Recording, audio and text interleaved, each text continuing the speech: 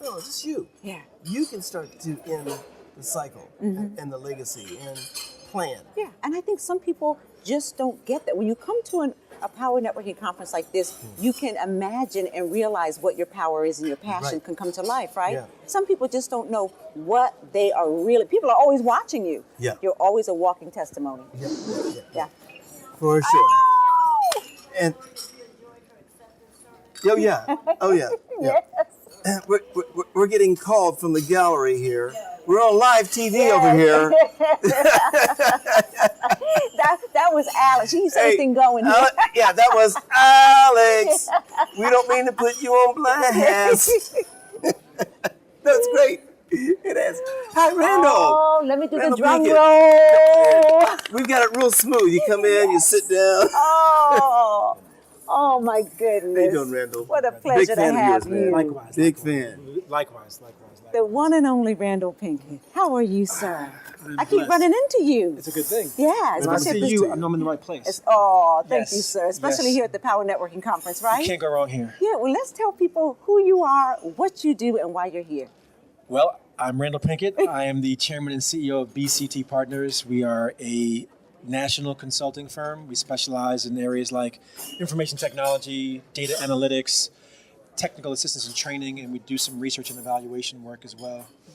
I'm perhaps better known as the winner of the 4th season of the reality television show The Apprentice with a gentleman whose name I will not name in this space, which aired on NBC. I was the only person of color to win on that show. Bravo. And I have been honored to be a part of the FraserNet Power Networking Conference family, like both of you, for the past, I'd say maybe 8 or 9 years now. Yes, It's been a great run. That show when you won, because I was part of that time when the whole country was riveted towards that show, right? Okay.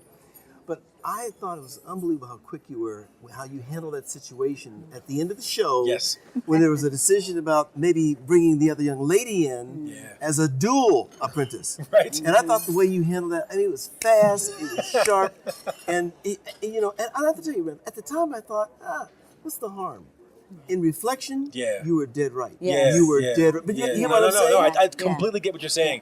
And as I've had the opportunity, and for those that didn't see my finale, and the way, or who haven't seen The Apprentice, right? So it's 18 up-and-coming entrepreneurs who compete for the opportunity to run the company of a successful businessman. And I got down to the final 2. I was squared off against my adversary. Live television, Lincoln Center, 14 million people watching. And after I was named the winner, I was asked if I wanted to share the title with the runner-up. Now, I was the 4th season of the show. That question was not asked of any of the 3 previous winners, and it wasn't asked for anybody after me. 7 seasons of the show, 6 white winners, and then Randall. Yes. So it begs the question, well, to your point, Kim, people said, well, why didn't he share? Because my answer was, no, I'm not sharing the title. Right. People said, well, why didn't he share? The better question was, why did he ask? Why did he ask? Why did he ask? Why did he ask we know the question? now why. Now we know why. Now we know why. And your quick response to it's called The Apprentice. Yes. It's supposed to be one winner. It was really, really impressive. And when it was the original, too, it wasn't the celebrity stuff, even That's though you are a celebrity in your own right. It was the original. It was the original. Yeah, that's very important. It was unknowns that were thrown into this reality television environment, and that gave us a platform. That's absolutely right. Yeah. Randall, how do you approach success? From your own personal core values around how you operate each day. I mean, I'd love just to hear how you approach your own achievement. So for me, success is where preparation meets opportunity.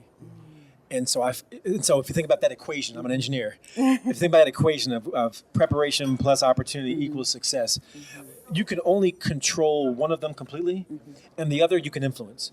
So you can control preparation completely. And so I focus my energies on trying to build myself up and my company up to be as qualified, as knowledgeable, as expert as I possibly can and we possibly can be, so that when the opportunity comes, we're prepared for the opportunity. To me, there are fewer greater tragedies than somebody who has an opportunity who's not prepared for the opportunity and it passes them by. Yes. But you can influence opportunity. You can be in the right places like Power Networking Conference. You can be around the right people, and that maximizes the likelihood that you'll achieve success. Yeah. the market is moving so fast, technology, all of it. How do you stay on top of that yourself? What approach do you have to keeping that new knowledge being absorbed? Yeah, no, that's a great question. And my background and training is largely in technology, computer engineering, electrical engineering, and so I've been living my life trying to stay either on or ahead of the technology curve, and it's easier said than done. For me, it's first and foremost about a mindset. A mindset, and this may sound counterintuitive, but a mindset that says it's okay to fail. That to me, an innovator's mindset is one that says failure is okay because the faster I fail, the faster I get to innovation. Yes. And if you look at some of the great innovations that have been achieved over time, it has not been overnight success. And it's required a lot of trial and error, a lot of iteration, a lot of prototyping, a lot of learning from mistakes. And so for me, staying ahead of the curve means I'm not afraid to try out new things. I'm not afraid to embrace new technologies. I'm not afraid to do trial by error. And I don't have to get it right. I don't have to be the master. I don't have to be the expert. But as things continue to change, if you get too comfortable with anything, then it quickly can bypass you. And to give you examples, think about Blockbuster and what Netflix did to them. Think about, and this is dating myself, think about Polaroid. Right. Kodak. And think about Kodak. I mean, what happened? That's right. And think about how Sony didn't translate their Walkman success into what was now the iPod.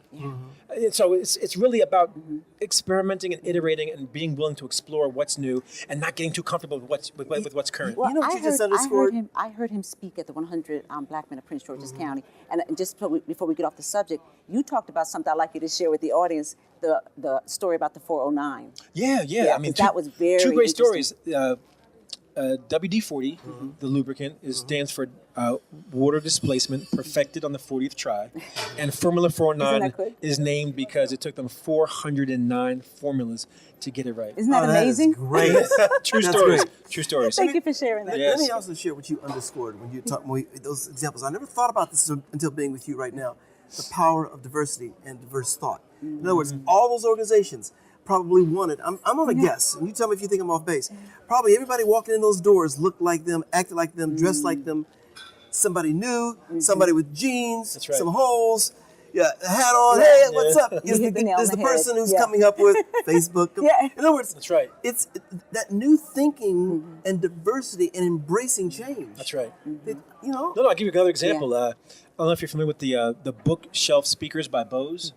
These are small speakers that you place in the bookshelf. Yeah. They're very they fade into the background. They're not traditional speakers, which are large and sitting out to be visible.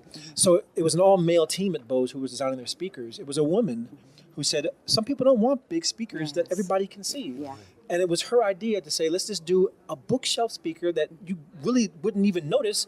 It became their bestseller. One for the women. Great. Okay, so what last parting piece of wisdom would you like to leave to the people that are watching the live stream? They're not here. We've already told them they have the second best seat in the house. They do. That's right. But what would be your parting message to the people? Well, we can finish where we started. You asked me about success. And my definition of success, very simply, is what you do for yourself. But my definition of greatness is what you do for somebody else. And so I believe the world calls us, and we often challenge ourselves to be successful, but we don't have as much pressure to be great.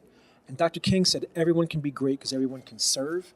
And I believe it is our higher calling not to be successful, but really to be great, to serve other people. And so let's change that conversation about success to greatness. Fantastic. Thank you, Randall. Thank you so much for what you bring to this. Yes. Thank you both for what you're doing with the live stream and the second best seat in the house. And you're the best hands. The best hands. Two great men. How lucky am I? Good to see you. You too. All right, y'all enjoy the rest of the program. Thank you, All Randall. right. Wow, wonderful. We didn't get a chance to talk about his book. But No, let me there's tell so you, much. a lot going on. Yeah. See, that is the dilemma, right? Yes. I mean, What did we talk about? you know, So much. Randall's here and Gloria Yeah. and all the thought leaders, and that's the key to this. They're thought leaders, and they're